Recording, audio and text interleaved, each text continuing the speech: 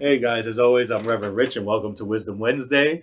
Not sure if you guys have ever played with one of these, the VRs. This is the Oculus 2, or it has Metaform or Meta something now with Facebook taking it over. And you know that when you put this on with the headsets, you're in another world. I mean, if you've ever played with one, you know that doesn't matter where you are. I was playing Angry Birds the other day, and I'm inside of a world.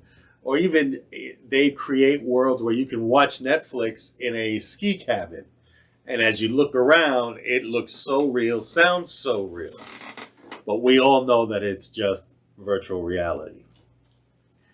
And a lot of us don't realize that when we come to these places of these wisdom, that we live our life based on virtual reality. We live our lives based on what is being told to us from outside. So such as this VR glass creates an illusion and creates a world that I'm immersed in, so do we create that world of this illusion of, well, if I don't do something.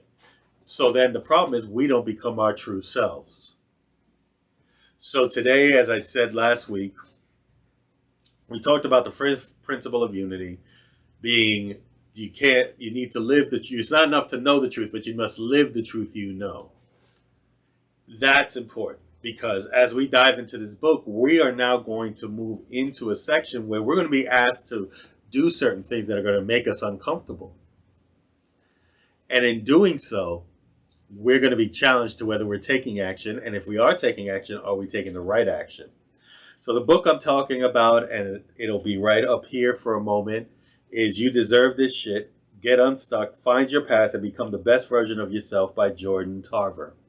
And we will have links in the YouTube description that you can go to Amazon and pick up the paperback version or the Kindle version. I just happen to like my books on Kindle. Plus, it keeps my wife happy that I'm not buying more books and making more mess in the room. But with that being said, before we get started, as always, go ahead and subscribe to this channel. Hit like and share. Make sure it gets out there for us. Every time you hit like, you let us know that you like the video. We'll do more of it, as well as hit that bell so any video drops, whether it's for the business side or the spiritual community side, you'll be notified. Also, remember that this week, well, before we get there, we also list on podcasts. So whether Amazon Music or iHeartRadio or any of those podcasts, look up With Every Encounter. You'll also find the episodes there as well if you want to listen to just the audio. With that being said, please remember on Sunday, I will be doing our first Sunday celebration service. We'll be having a 4-part talk about the tagline that Unity has through their branding program called A Positive Path to Spiritual Living, and basically what it is and how we can engage in it. So that'll be Sunday, 11 a.m. Eastern Time on YouTube. So again, you'll be notified if you have that bell hit. If not, just remember on Sunday at 11 a.m., join us, and somebody will be monitoring chat if you have any comments or just want to say hello and let us know that you're there. With that, let's now move back into the book. So again, the book we're talking about is You Deserve This Shit, Get Unstuck, Find Your Path, Become the Best Version of Yourself, written by Jordan Tarver. I can tell you I have read many books on, becoming your true self and knowing who you are.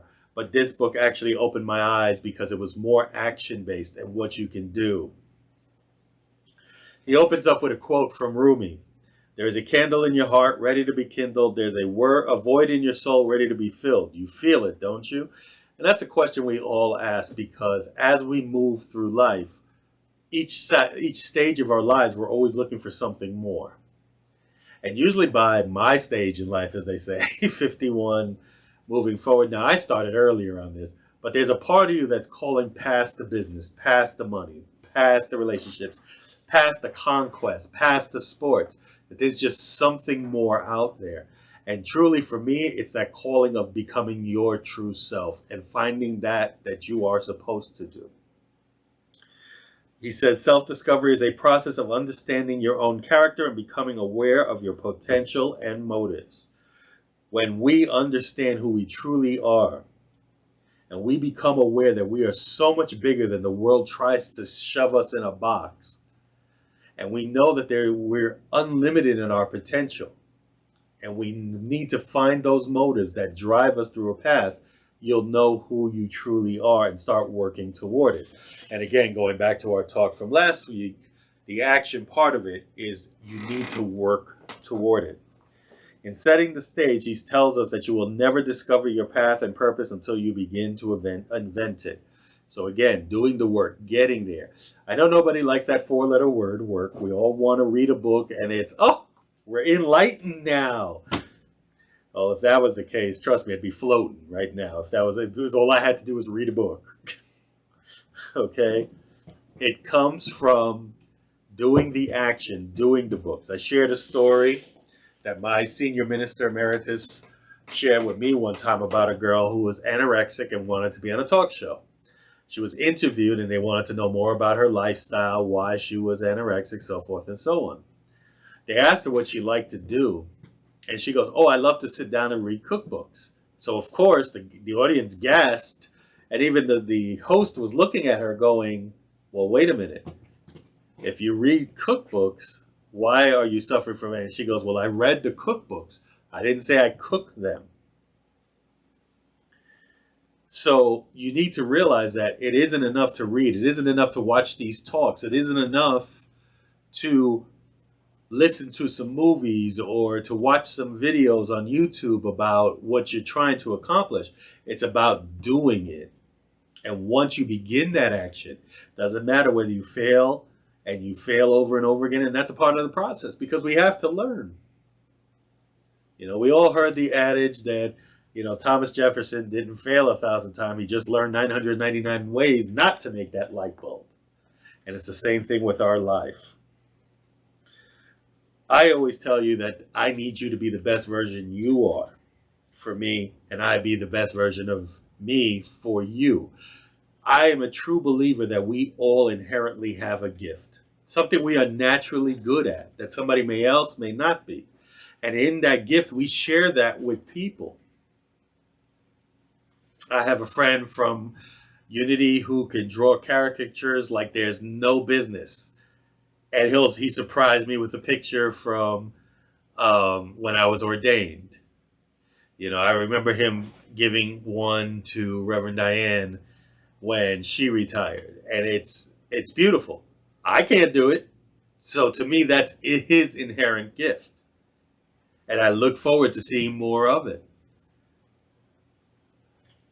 So the point is, by you being the best version you are a gift not only to yourself, but to your family. If you have children, to your children, to your friends that are in your circle, to the people around you. Because if you share that gift, you allow the world to become that much better. And you also give permission for people to move forward and also tap into their gift. So he talks about here, again, let's first learn the meaning of the three pieces together and how they relate to each other. So first is your purpose. Your purpose is not your title or occupation. Your purpose is the reason you get out of bed every morning. The reason you chase your different endeavors. Your purpose is your offering to the world. Just talked about gifts. Then he talks about your passion. So see, a lot of times we like to confuse passion and purpose. Your passion are the activities, your callings that give you life. Your passion is the medium through which you can reveal your purpose. It is an endeavor that gives you the opportunity to deliver your message, your offering to the world. See, with me, when I was participating more in a home business company I was working with, I was called to start training, and I was called to talk about self-development, personal development. That led to me wanting to be an inspirational speaker. Well, let me rephrase that. I wanted to be a motivational speaker. That led me to someone saying, well, you don't want to just be a motivational speaker because that just means that the person is going to hear you, get excited, wake up the next morning and go, why was I excited yesterday? You want to be an inspirational speaker because the inspirational speaker is going to breathe something into you that's going to motivate you. See, I can't motivate you. I can inspire you. I can be an example for you, but you have to motivate yourself. And that's what was my passion. And then that passion grew into showing me my purpose. And I became an ordained minister. I wanted to work with healing. I wanted to work with not just the emotional healing, but I wanted to work with physical healing, mental healing. I wanted to be a part of helping other people succeed where I remember being told I never would. And yet here I am. So we know what purpose and passion is. Then it's your potential. See, this is where the world plays at the game because they let us know what we can't do. I deal with organizations all the time that love to tell me what we can't do. And when I talk to people sometimes, I like to say, okay, great, I know what you can't do. Now tell me what you can do. Because when you understand that there is no limit other than the limits you set for yourself in your mind, your potential is there. Your potential is the capacity of success and growth to give yourself permission to achieve. Notice what I just said. It's not dictated by anyone else but yourself. Your potential is a decision. It's your decision. If you've heard any of my other talks, you know I always say that everything starts with a decision. You want to become a doctor? Decide to be a doctor. You decide you want to be a homemaker? Decide to be a homemaker. You decide you want to lose weight? Decide. Everything has to start there. Because the minute you go, I think you've already lost. Because there has to be some type of setting of your potential. Find your passion in the activities that are going to drive you there. And then you can find your purpose. Your potential is the permission you give yourself to achieve success through your passion while being able to spread your purpose through offering value to the world. And it is one of the reasons I became an ordained minister. It is one of the reasons I became a Reiki master teacher. It's one of the reasons I looked and became a life coach and also a spiritual life coach. Because I wanted, my passion was talking to people, helping people one-on-one. Now I may work in a group as I teach. I love training. And I love seeing the results of training. I love seeing the results of coaching. I love seeing the results from Reiki. I taught my first Reiki class a number of months ago, and to see the results that came from that. Some of it jokingly we had fun with, some of it was potential of what can happen next. But it takes us to allow ourselves to be open, to be inspired, to start this journey so we can recognize that potential, to move into our passion, to finally discover our purpose. So why is it so important for us to create our own identity? A number of years ago, and I read a book by Stedman Graham, and I hate to use it because he makes jokes about it. Everybody knows him as Oprah's man. But he himself was a powerful speaker I heard a lot of years, and he had a book called Leaders, Not Labels. And the problem is that we allow people to hit labels on us. We're too fat, we're too skinny, we're too ugly, we're too this, where hair is not right. And we take those labels in, and those labels begin to sink inside of us, and we begin to believe those things. And it isn't until we start peeling those labels off, we start letting it out, that we can become the person we're supposed to be. If you want to create your identity, become the best version of yourself, then place yourself outside of your comfort zone. So this is where I know a lot of people are like, oh boy, here's that comfort zone again. And if you don't know what the comfort zone is, it's probably where you are right now. It's the place where no matter where you're at, you're comfortable here. You have no desire to do anything more because money's right, family's right, everything's right, this and that. So I don't need to do anything more. But are you truly living your potential? John Addison, I remember speaking at a convention one time, said, be content, be happy where you're at. Be grateful for what you have, but never be content. Because there is something inside of you that people are waiting for. There's something inside of you that can give you that potentiality. Don't let anyone stick a label on you. So as we move through the book, the book is broken up into three sections. Awareness. Part 2 is your comfort zone, and then intentional living. And it is in understanding what each one of those are. So when we talk about awareness, we understand that your character's feelings and what inspires you. Begin to realize and accept the things that move you physically, emotionally, and mentally. Nothing can change without your awareness. You need to look within yourselves to know those things. Then we move into the section of comfort zone. To create a space for opportunity, we must exit our safe zone and challenge ourselves to stand for uniqueness. Everything in life begins to flourish outside our comfort zone, and that's where the magic happens. Now, to give you an advanced lesson with that, we need to realize that within our comfort zone, it's not always pretty. It's just what we're used to. Story I've told many times is about the man who used to sit on his porch every morning drinking coffee, and his dog would lay down next to him, always crying, always whimpering. So every time this guy drove by, he kept seeing this. He could hear the dog, and it was driving him crazy. By the third time, he stopped. He said, "Sir, may I ask you a question?" He said, "Sure, how can I help you?" He said, "Your dog there. Every time I drive by, he's laying there, and he is crying and whimpering, and can I ask why?" And the guy says, "Sure, he's laying on a nail." So, of course, the driver's bewildered now, going, "Okay, so why doesn't he just get up?" He goes, "I don't know." I said, "Well, I guess when it hurts enough, he'll move." How many things are in your life right now that are hurting you or holding you back?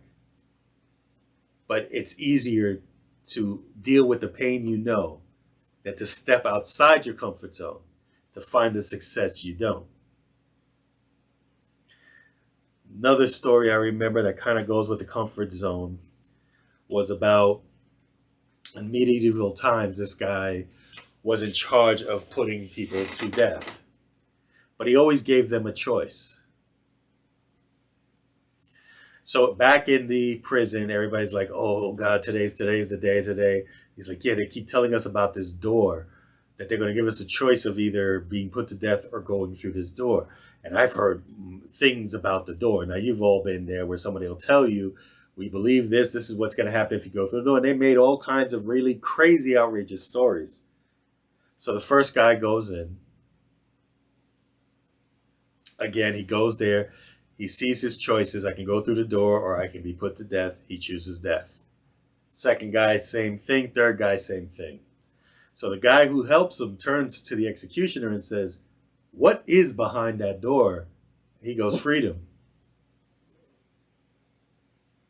He's like, "Freedom?" He goes, "Yes.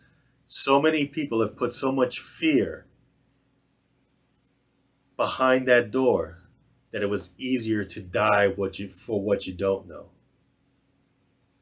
What's sitting outside your comfort zone right now that you don't know, that's waiting for you? It's just calling you and saying, "Hey, come." You know, there's a song by Casting Crowns. I love that line where it goes, "I'm not pointing a finger. I'm holding out my hand. I'm asking you to come with me. Take this journey. Buy the book. And let's take it together as we take the highlights."